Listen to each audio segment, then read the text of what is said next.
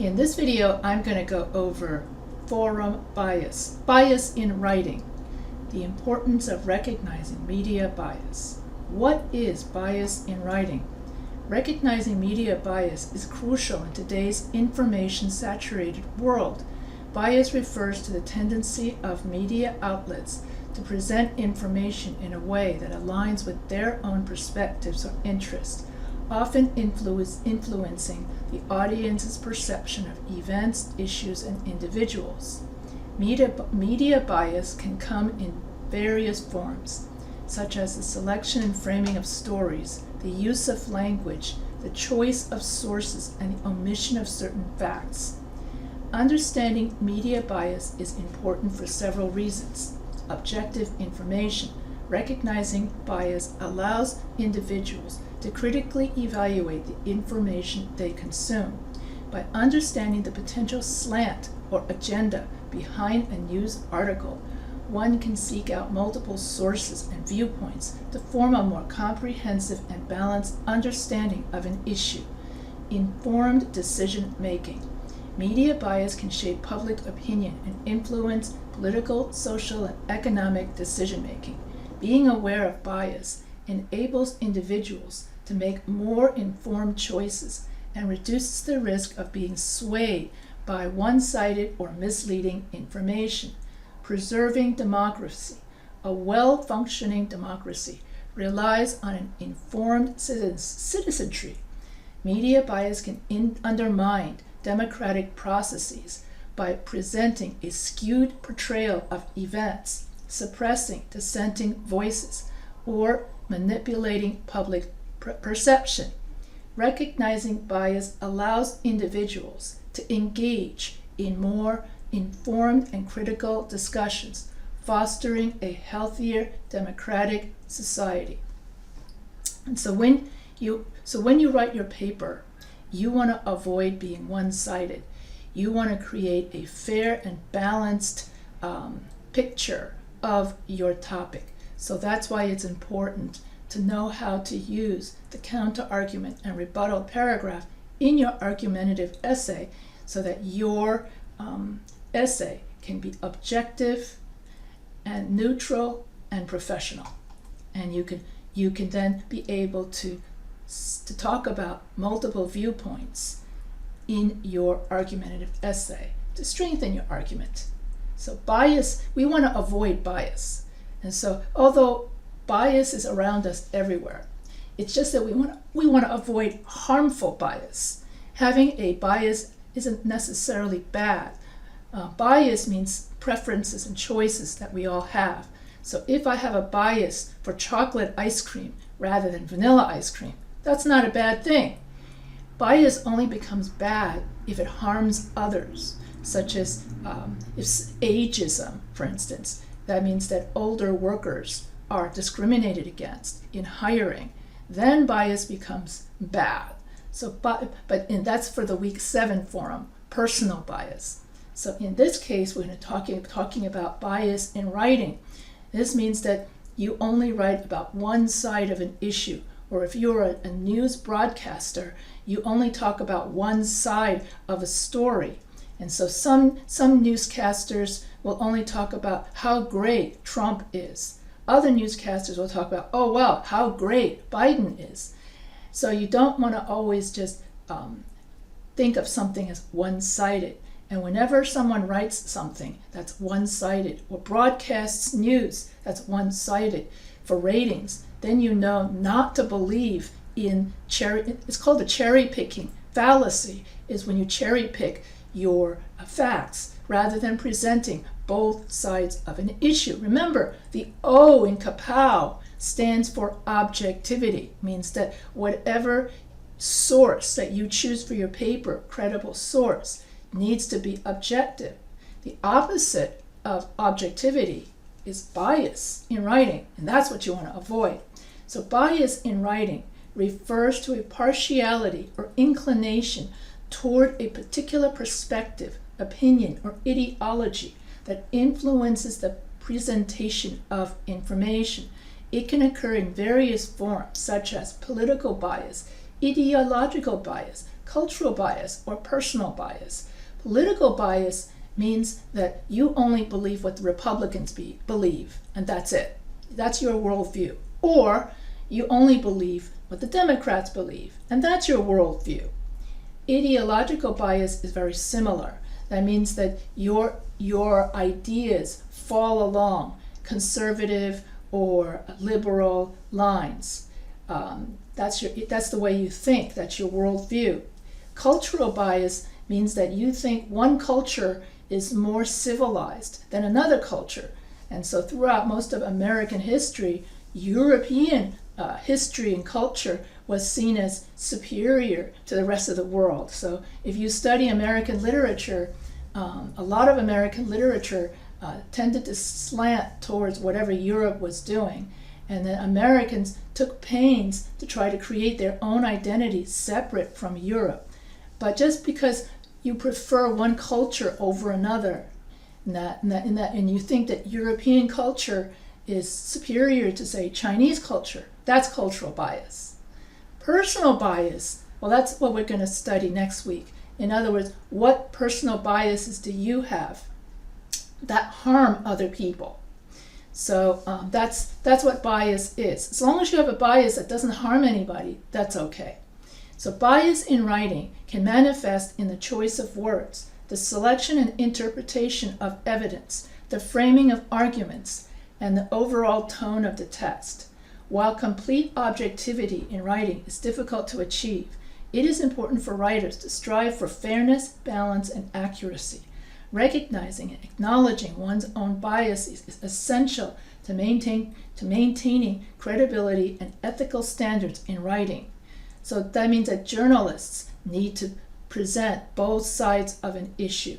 Journalists have to be credible. So writers should make an effort to present multiple viewpoints, consider diverse sources, provide evidence-based arguments, and clearly distinguish between facts and opinion. That means that when you write your paper, you need to use credible sources and not Wikipedia, so that you have a credible, evidence-based, argumentative paper. Critical readers should also be aware of the potential bias in the text they encounter and approach them with a discerning mindset. By recognizing bias, readers can evaluate information more critically, seek out alternative perspectives, and form well-rounded opinions based on a broader range of sources. And so China, for instance, in their English newspapers, English language newspapers, is very famous for just presenting the positive side of China. And you'll notice that all the stories in, I think it's called the Early China Morning Post, and all of the stories showcase only what's good in China and never what's bad in China. And so you've got to be aware that that's called, whenever someone cherry picks, does a cherry picking fallacy, that can also, another word for that is propaganda. And so we never believe in propaganda, just like we don't believe in rumors, gossip. Anytime you make a claim with no credible evidence, then that's something you don't believe in. That's really, really important to remember for that as a critical thinking skill. And so China is notorious for just presenting just the good side of something, and that's bias. That's called positivity bias, and that's not objective. So overall, recognizing bias in writing is essential for fostering an informed and engaged society that values intellectual honesty, open dialogue, and the pursuit of truth. So a headline, for instance, here are some examples of writing bias. Headline bias. Biased headline. Government's new policy fails miserably. Neutral alternative. This is the way you want to write. Government's new policy faces challenges. So you always want to write objectively. That is the O in kapow.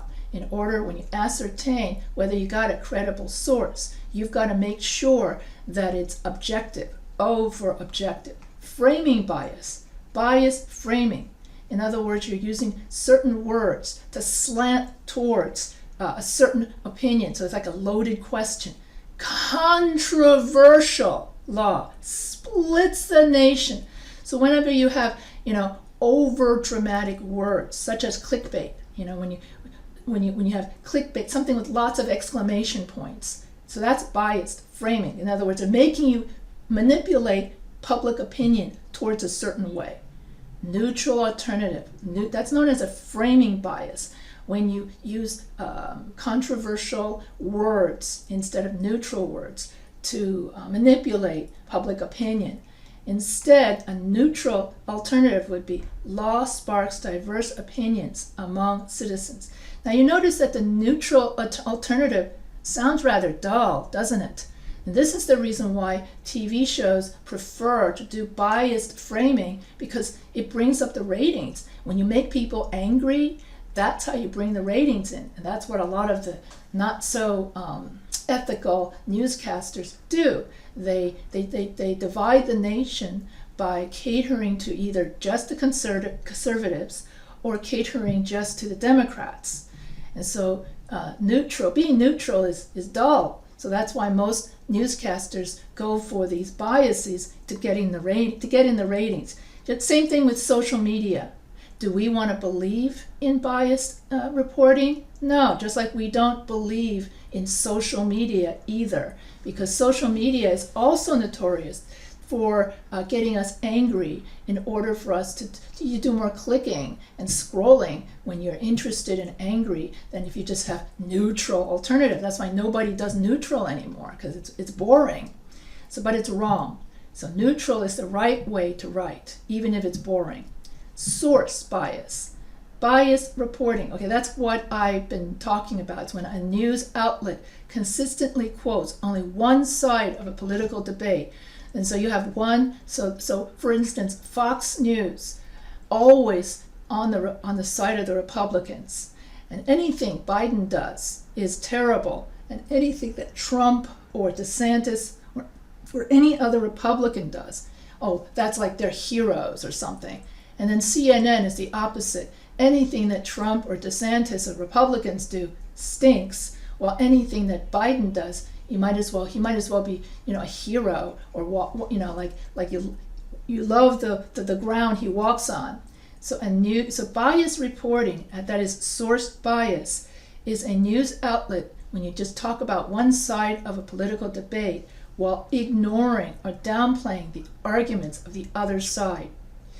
And so then tone bias, an article that uses loaded language to portray a person or event positively or negatively without providing a balanced perspective. So sometimes that tone bias, source bias, framing bias, and headline bias all get intermingled together, okay? Because sometimes you can have a headline bias that has a certain manipulative tone to get us to think negatively. And so a lot of these biases, they all come together, and that's how come you got to learn by recognizing different kinds of bias, then you learn not to believe everything that you see and hear on the web. Okay, clickbait is very, very notorious for having this kind of exclamatory, explosive, tone meant to get you to click on the beautiful woman, to click on that ad. And as soon as you click on that ad, then the advertiser earns more money. And so then you know not to believe. Just like you don't believe in propaganda, you don't believe in rumors, gossip, and you don't believe in biased reporting. So being able to ascertain and tell the difference between fact from fiction is an important critical thinking skill. A really good website, if you want to get really good news, and I think I did this in last semester, in my other class, is allsides.com. That is an excellent website because it tells the news from both sides of the issue. So allsides.com. I think I mentioned that in one of my other videos, because sometimes I tend to repeat myself. But since the week 6 forum talks about. So basically in the week 6 forum, you can find some headlines, and then you're going to discuss why or what kind of bias that headline has. So if I say that Democrats slam Trump's decision to withdraw troops from Afghanistan, what kind of bias, what kind of media bias is that? Republicans praise Trump to withdraw. So here you've got CNN, okay, and all you have to do is go to CNN.com.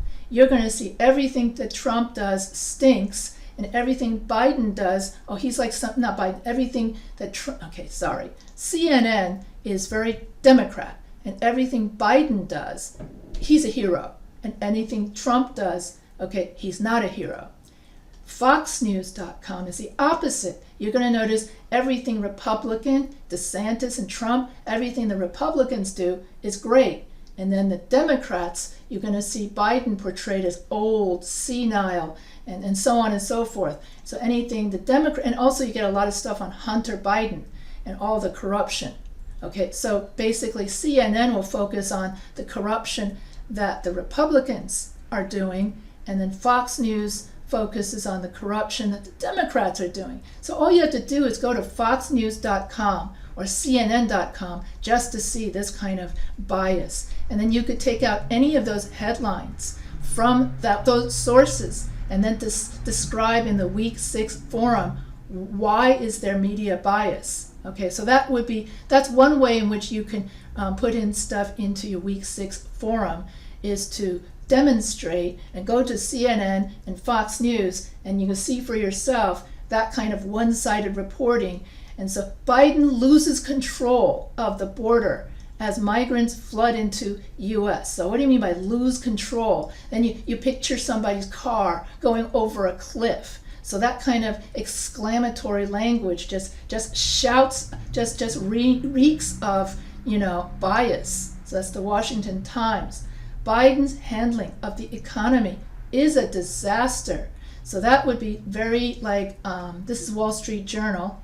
Trump's handling of the economy was a success. And so basically this is biased because all you see is one side. You just see Biden, it's a disaster, but Trump is a success. So these headlines are all biased because they express one side of an issue, just one point of view. They also use loaded language such as slam, praise, lose control, which can influence the reader's perception of the story. It is important to be aware of biased headlines so that you can critically evaluate the news and form your own opinion. When you see a biased headline, ask yourself the following question. What is the source of the headline? What is the tone of the headline? Is the headline accurate? Is it fair? By asking these questions, you can better understand the bias in the headline and make an informed decision about whether or not to read the story. Here are some tips for spotting biased headlines.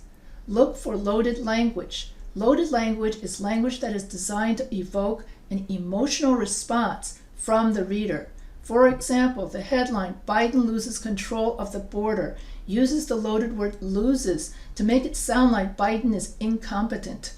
Look for negative or positive spin words. Headlines that use negative or positive spin are trying to influence the reader's opinion of the story. For example, the headline, Trump's handling of the economy was a success, uses a positive spin to make it sound like Trump did a good job. And so that means when you have a positive spin, that's known as positive bias. When you have too many negative words, that's known as negative bias. Look for omissions. Headlines that omit important information are trying to mislead the reader. For example, the headline, Democrats slam Trump's decision to withdraw troops from Afghanistan, omits the fact that some Democrats actually supported the decision. And by being aware of these techniques, you can better spot biased headlines and make informed decisions about the news. Here are some neutral alternatives to the biased headlines we just read. Trump announces plan to withdraw troops from Afghanistan. Republicans and Democrats react to Trump's decision to withdraw troops from Afghanistan. Biden administration grapples with the rising number of migrants at the border. Economists debate Biden's handling of the economy. Trump's economic record is a subject of debate. These headlines are more neutral because they do not express an opinion or point of view. They also avoid using loaded language or negative or positive spin. Instead, they simply state the facts of the story. It is important to be aware of biased headlines so that you can critically evaluate the news and form your own opinions. So being able to form your own opinion is a very important critical thinking skill. By reading neutral headlines, you can get a better understanding of the story and make an informed decision about whether or not to read the full article. So if you want to go to CNN.com, you're going to get Democrat-leaning articles. If you go to fox.news.com, you get Republican-leaning articles. Both are biased. And if you go to allsides.com, you get neutral articles. So that way you could see for yourself what, and it's not learning, it's leaning. See? So here you have Republican-leaning articles and Republican-leaning articles. And also Breitbart also is Republican-leaning articles. So you got many, many websites and TV channels, and then you could look at the CNN and notice it's always pro-Biden, anti-Trump. And this one is the opposite. It's anti-Biden and pro-Trump. Any DeSantis. Okay, so you can find any of those articles and then discuss in your week 6 post why this is biased. Then you can go to allsides.com and you could say, well, this is the reason why this has no bias, because it's neutral. It's the O in kapow, which means that if something is neutral, then that means it is a credible source. This means that CNN.com is not a credible source. This means that foxnews.com is not a credible source. But allsides.com is a credible source because it has objectivity in the kapow. So why is it important to develop? So when we know the difference between a neutral headline and a not neutral and a biased headline, that's known as media literacy.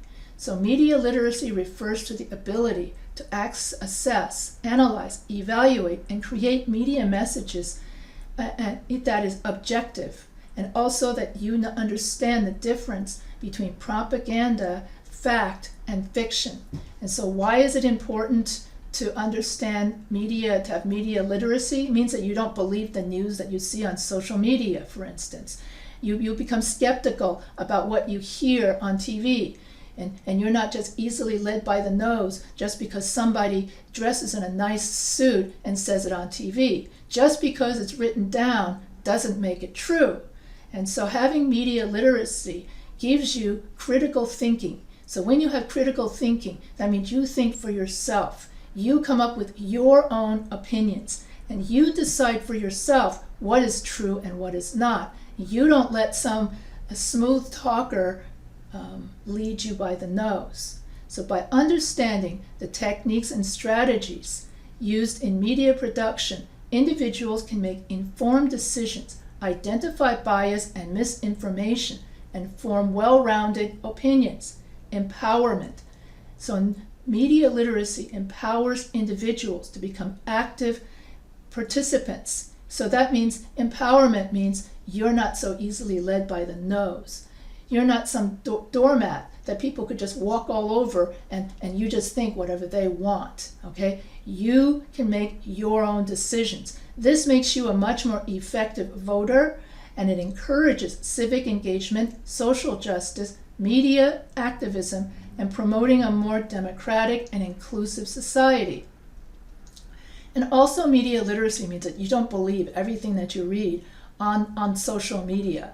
So that protects you from becoming like, there was this story about a very famous person, and this person believed everything he read on The Onion. Yeah, The Onion is a satire, and everybody laughed at this person for believing The Onion, simply because this person had no media literacy. So you have to know the difference between fact and fiction, so everybody doesn't laugh at you when you say a fact that everybody else knows is a joke.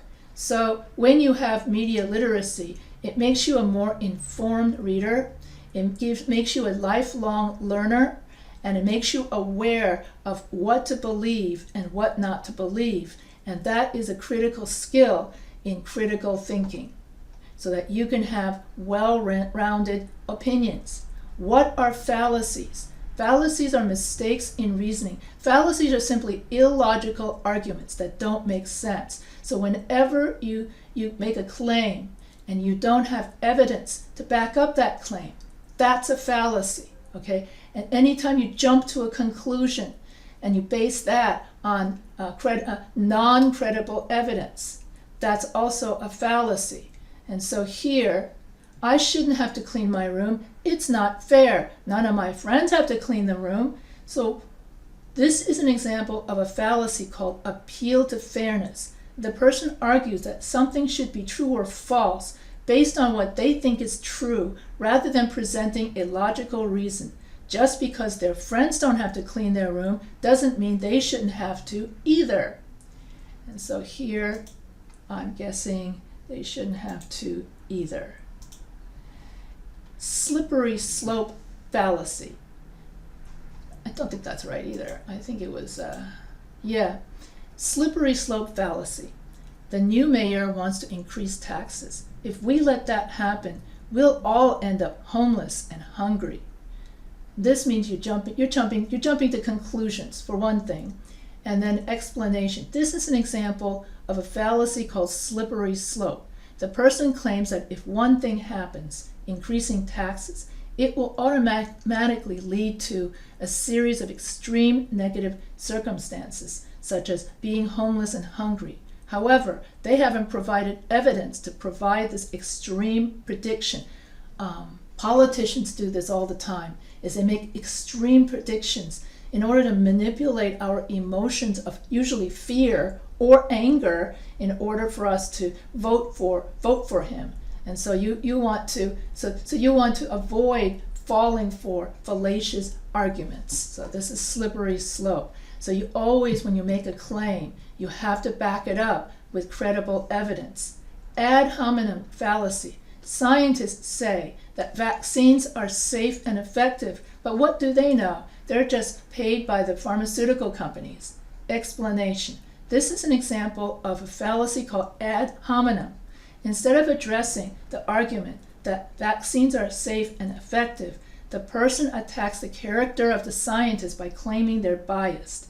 Even if the scientists were paid by pharmaceutical companies, it doesn't automatically invalidate their research or the evidence supporting vaccine safety. And another example of ad hominem fallacy is when a presidential candidate makes fun of another candidate and calls him names. And instead of focusing on the issues, because we vote on a candidate not because somebody has a lot of nicknames or bad nicknames for that matter, we vote for the issues. We vote for somebody we can believe in that resembles our way of thinking. Hasty generalization fallacy. Example, I saw a black cat across the road yesterday and I got a flat tire. Black cats are bad luck. This is an example of a fallacy called hasty generalization. The person jumps to a conclusion based on a single observation or a limited sample size. Just because one event, a flat tire, followed another event, a black cat crossing the road, doesn't mean there's a causal relationship between the two. And this is also superstition. People think that, oh, you break a mirror, you're going to have 15 years of bad luck. Just because one event happens doesn't mean another event is going to happen. So that's known as jumping to conclusions or hasty generalization fallacy. False dichotomy fallacy. You either support stricter gun control laws or you want people to get shot in the streets. That's known as a false dichotomy fallacy. The person presents only two extreme options and assumes that you must choose one or the other. In reality, there could be a range of alternative solutions or viewpoints regarding gun control. People use false dichotomy fallacy to push your buttons, to get you to be angry or fearful that if you don't do a certain action, then some negative action or result is going to happen. And so I had a sister-in-law like that. If you don't do like I want, I'm going to divorce you. That's also a false dichotomy fallacy, because they could have worked it out by having compromises. They could have talked it out and have alternate solutions. Why should she, at the end of every sentence, she always said, I will divorce you. Always got to do what she wants, or else. Okay, that's a false, so that's a false, also known as false dilemma. That's also known as the false dilemma fallacy. So these examples demonstrate that there are hundreds of other fallacies. These examples demonstrate how fallacies can lead to flawed reasoning and weaken the strength of an argument. By being aware of these fallacies and using critical thinking skills, we can avoid making such mistakes and constructing more effective and logical arguments. And we can avoid fallacies in our argumentative paper if we make sure that our argumentative paper has ethos, pathos, and logos. And ethos, pathos, and logos are the three pillars of a persuasive argument. So here are persuasive strategies that can, by Aristotle, he's the one who came up with it. So here are persuasive techniques that can help you build strong and convincing arguments. Ethos. Ethos appeals to the credibility of the writer and trustworthiness of the writer. Ethos means that how reliable is the source? And it's the same thing as the A in kapow. So ethos appeals to the credibility and trustworthiness of the writer or speaker. So to establish ethos in your writing, use reliable and credible sources to support your claims. This helps demonstrate that you have done thorough research and are knowledgeable about the topic. Clearly present your qualifications and expertise related to the subject matter. This helps establish your authority on the subject. Maintain a respectful and professional tone throughout your writing. This enhances your credibility and fosters trust with your audience. Pathos. Pathos appeals to the emotions and values of the audience. To incorporate pathos in your writing, use vivid and descriptive language to create emotional connections with your readers. This can help evoke empathy, sympathy, or other emotions related to your topic. Share personal anecdotes or stories that illustrate the human side of the issue.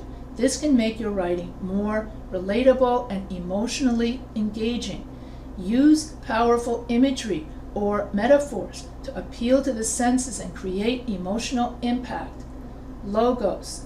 Logos appeals to logic and reason, to strengthen the logical foundation of your writing.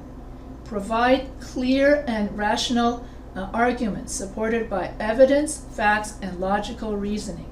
This helps your audience understand the logical progression of your ideas. Use statistics, research findings, expert opinions, and logical examples to back up your claim.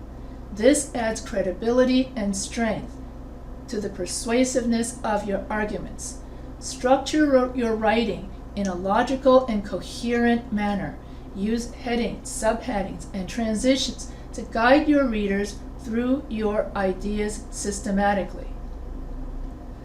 So by incorporating ethos, pathos, and logos effectively in your writing, you can build persuasive and compelling arguments while avoiding fallacies. Remember to balance these techniques appropriately. Consider your audience's needs, interests, and values to create a convincing and well-rounded piece of writing.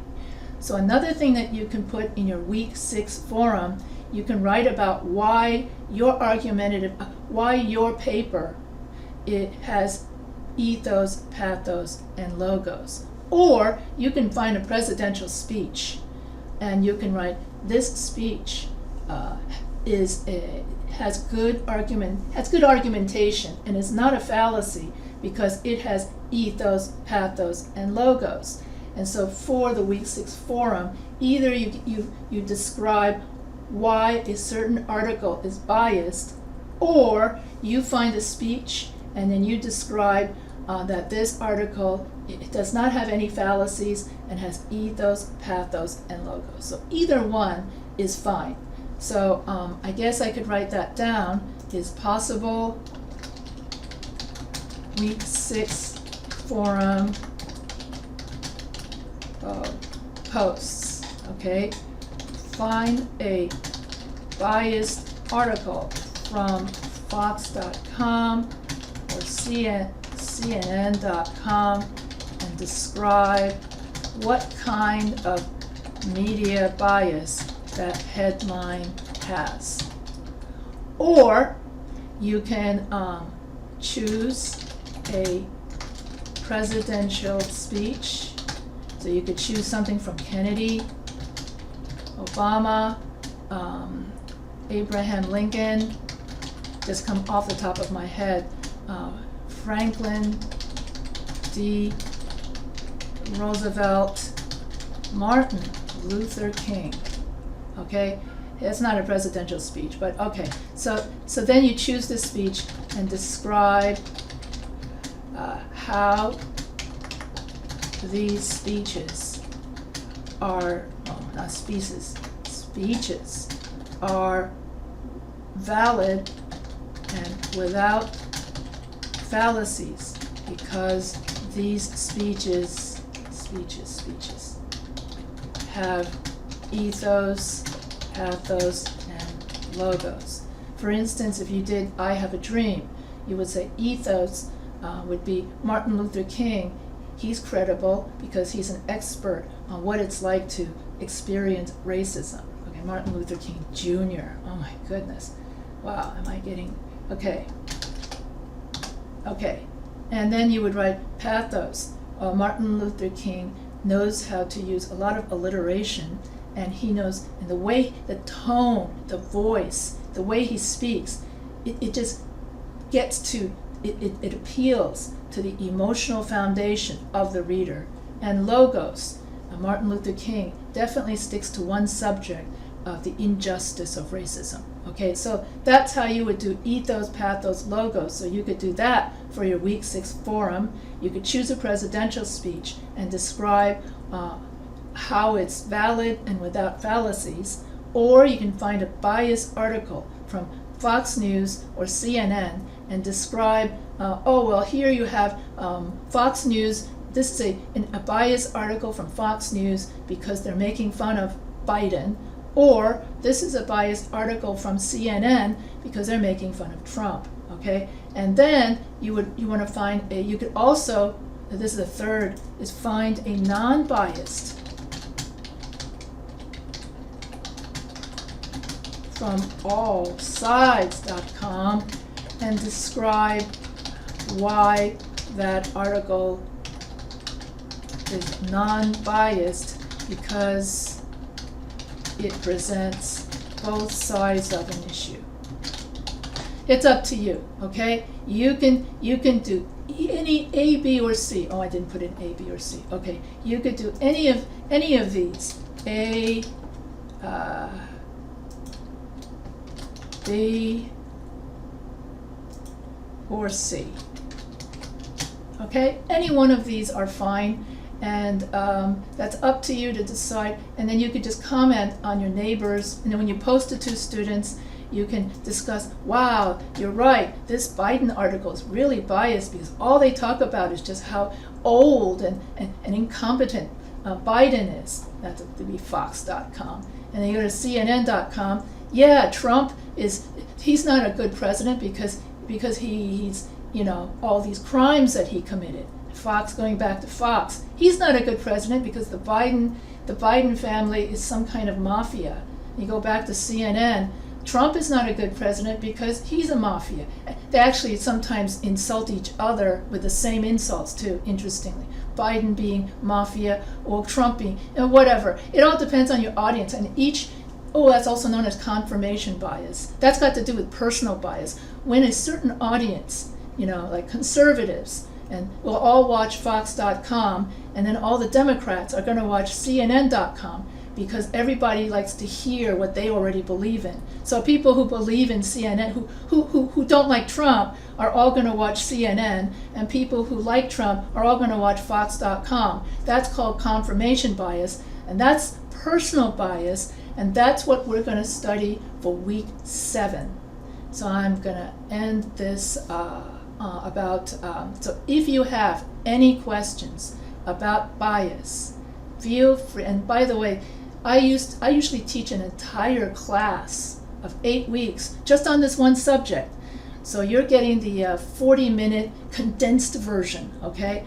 So if you have any questions, feel free to email me anytime.